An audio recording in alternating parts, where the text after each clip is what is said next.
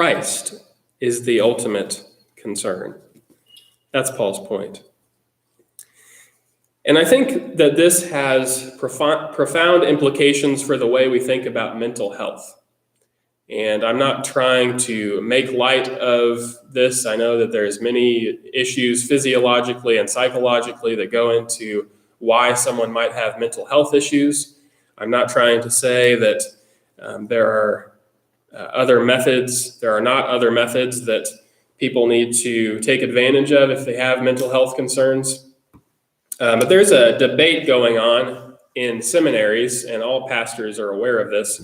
As a pastor or as a Christian counselor, how do you go about counseling people? There's a huge debate over this. Some people on one end of the spectrum will say, the Bible only does so much. We need to use psychology, and that's really the only thing that's going to help us. Some people on the other end of the spectrum say, no, psychology is the devil. And they say, we just need scripture.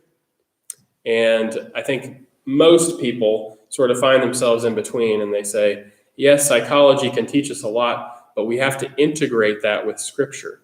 If we just rely on secular psychology and we don't remind people of the truth of scripture and the things that scripture has us to value, then we are definitely on the wrong foot. There's an approach to counseling, in fact, that I think is, from what I'm aware of it, is a good approach, and that's called cognitive behavioral therapy.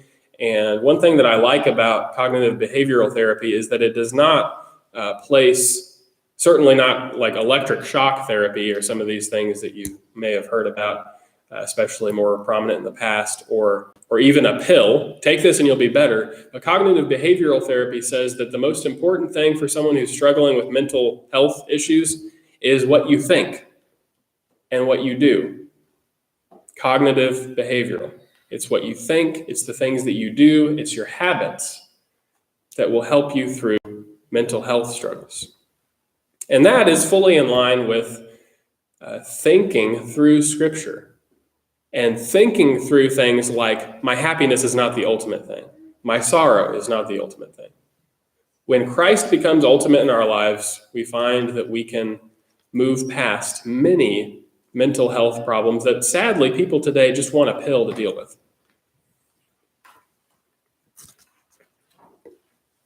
When something tragic happens, how do you respond? How do you think?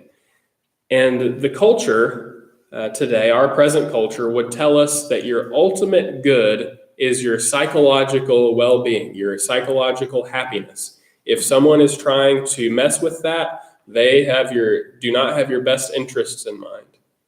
The Bible, interestingly, tells us the ultimate good is not your happiness.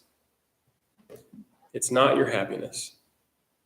When you put your focus on Christ above all, ironically, you find that your happiness comes along with it. I think that's what Paul wants us to see. It's more important than marriage, even. When you put your focus on Christ above your marriage and you get married, you're likely to have a very good marriage. This is the way God works.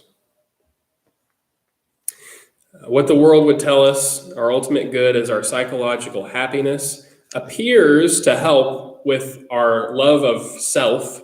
It appears to help with that. But think about it. If your ultimate good is based on your psychological happiness, that does nothing for your love for other people. It does nothing for your love for God. And therefore, I think Scripture would argue, it does nothing for your love of yourself. Your psychological happiness is not the ultimate thing. Let me read this again. From now on, those who have wives should be as though they had none, and those who weep as though they did not weep, and those who rejoice as though they did not rejoice, and those who buy as though they did not possess, and those who use the world as though they did not make full use of it.